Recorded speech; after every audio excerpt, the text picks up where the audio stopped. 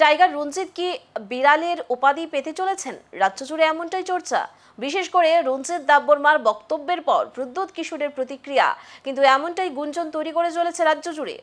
এমনিতেই ত্রিপুরা রাজ্যের রাজনীতিতে রীতিমতো হাস্যকর অবস্থানে বরাবর অবস্থান করছে মথা দল। কখনো অবরোধের নাটক, আবার কখনো এই ঘরে উকি তো ওই ঘরে উকি দেওয়ার অভ্যাসের পরিপ্রেক্ষিতে রাজনৈতিক মহল থেকে শুরু করে রাজ্যের সাধারণ মানুষের কাছে রীতিমতো হাসির খোরাকে পরিণত হয়ে গেছে সামাজিক মাধ্যমের ব্যানার থেকে জন্ম নেওয়া মথা দল। এরই মধ্যে মথা নিয়ে ব্যাপক চর্চা থেকে শুরু করে রাজনৈতিক নাটকের রঙ্গমঞ্চ তৈরি রীতিমতো আজ রাজ্যকে আলোড়িত করে তুলেছে। এই নাটকের শুরু করেছেন প্রাক্তন উগ্রবাদী বর্তমান বিধায়ক রঞ্জিত দেববর্মা। রীতিমতো কয়েকজনকে সাথে নিয়ে সাংবাদিক সম্মেলন করে দাবি করলেন বিজেপি সরকার থেকে সমর্থন প্রত্যাহার করতে চলেছে মথা। নিজেকে টাইগার দাবি করা রঞ্জিত বাবু দাবি করলেন এই সিদ্ধান্ত নাকি প্রদ্যোৎ কিশোরের অনুমোদন প্রাপ্ত।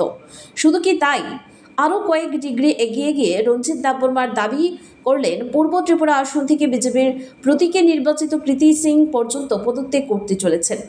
আমরা ইতিমধ্যে আমি বলে দিয়েছি, আজ সকালেও 10টার দিকে আমি মহারাজের সঙ্গে কথা বলেছি।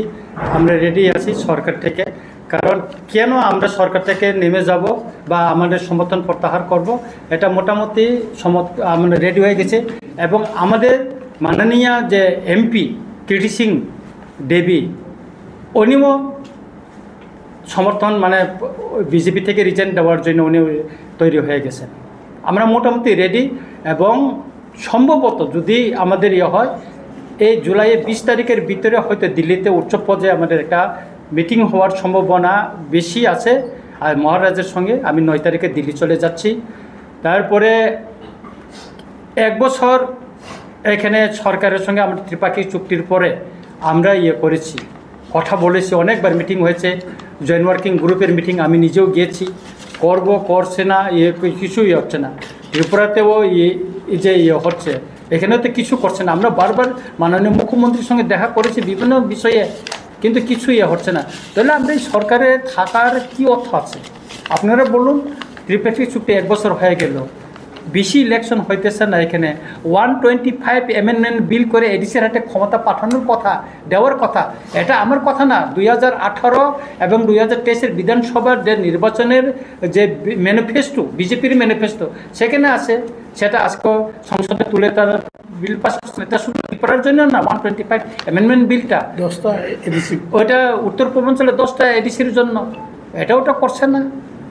এই সিদ্ধান্তের পরিপ্রেক্ষিতে 180 ডিগ্রি পাল্টে গিয়ে প্রদ্যোৎ কিশোর দাবি করলেন রঞ্জিত দেববর্মা কি বলেছেন ওনার জানা নেই।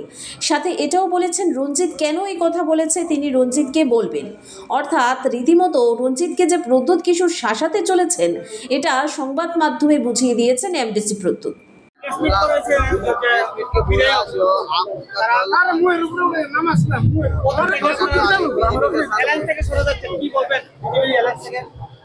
ये आज प्रेस कॉन्फ्रेंस हुआ है, मुझे मालूम नहीं है, लेकिन मुझे भी अभी, मैं तो पूजा के प्रोग्राम में आया हूँ, मुझे मालूम नहीं है कि क्या स्टेटमेंट दिया गया है।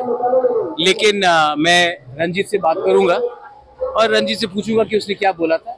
आपका भी प्रेस बाइट में देख लूँगा। हाँ, आज मीटिंग हुआ है और मैंने चीफ मिनिस्टर से भी बात किया है। मुख्यमंत्री जी डॉक्टर मानिक शाह से भी मेरा बात हुआ है और मैंने कहा है कि ये जो तिपरासा अकॉर्ड है ऑलमोस्ट 18 महीना हो गया है और गांव में फ्रस्ट्रेशन है।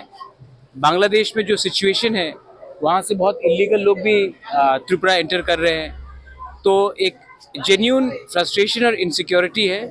और उसके व्यू में हमको लगता है कि जल्द से जल्द हमें जो अग्रीमेंट हमने 1 साल से ऊपर पहले हमने जो साइन किया था, ट्राइपेटाइट एग्रीमेंट, उसका जल्द से जल्द किया जाए समाप्त। एंड चीफ मिनिस्टर ने कहा है कि वो मुझसे सहमत है और वो भी अपने तरीके से दिल्ली में बात करेंगे कि एमिकेबली, ऑनरेबली ये तिपरासा अकॉर्ड कैसे सक्सेसफुली इम्प्लीमेंट किया जाए। नहीं, अगर उसने ये बोला है तो ये बोला होगा क्योंकि फ्रस्ट्रेशन है। और मैंने सीएम से बात किया है और सीएम ने बोला है कि ये आप चिंता मत कीजिए, मैं अपने तरफ से जल्द इसका सॉल्यूशन निकालने की कोशिश करूंगा। তাৎপর্যপূর্ণ বিষয় হচ্ছে রাজ্যের প্রাক্তন মুখ্যমন্ত্রী তথা বিপ্লব কুমার দেব পর্যন্ত এবার মথা দলের আভ্যন্তরীণ বিষয় নিয়ে মতামত তুলে ধরলেন। বিপ্লব বাবু সরাসরি রঞ্জিত দেববর্মার রাজনৈতিক অবস্থান নিয়ে প্রশ্ন করলেন। বিপ্লব দেব সাংবাদিকদের সামনে প্রশ্ন ছুড়ে দিলেন, রঞ্জিত দেববর্মা মথা দলের সুপ্রিমো না, রঞ্জিত দেববর্মার মথা দলের অবস্থান নিয়ে বিবৃতি দেওয়ার অধিকার নেই। রঞ্জিত দেববর্মা ত্রিপুরা মাথার সুপ্রিমো না, মহারাজ প্রদ্যুৎ কিশোর মানিক্যের সঙ্গে আমার সঙ্গে কারেকশন ছিল। ত্রিপুরা মাথার এই ধরনের কোনো সিদ্ধান্ত আমাদেরকে জানানো হয়নি। আর যতটুকু আমি জানি যে আমাদের প্রধানমন্ত্রী নরেন্দ্র মোদীর নেতৃত্বাধীন সরকারকে ত্রিপুরা মাথা এবং মহারাজের পার্টি সাপোর্ট করে ভারতবর্ষের হিতে এবং মানুষের কল্যাণের জন্য। আর এই ধরনের কোনো বিষয় আমি দেখিও না, শুনিও নি, মিডিয়ার মাধ্যমে আপনারা বলেছেন শুনেছি। আর রঞ্জিত বাবু তার ডিক্লেয়ার করার জন্য সঠিক ব্যক্তিও না। তো স্বাভাবিকভাবে মহারাজ প্রদ্যুৎ কিশোর মানিক্য যেটা বলে সেটাই ত্রিপুরা মাথার যে দলীয় কর্মসূচি আছে তার মূল অঙ্গ।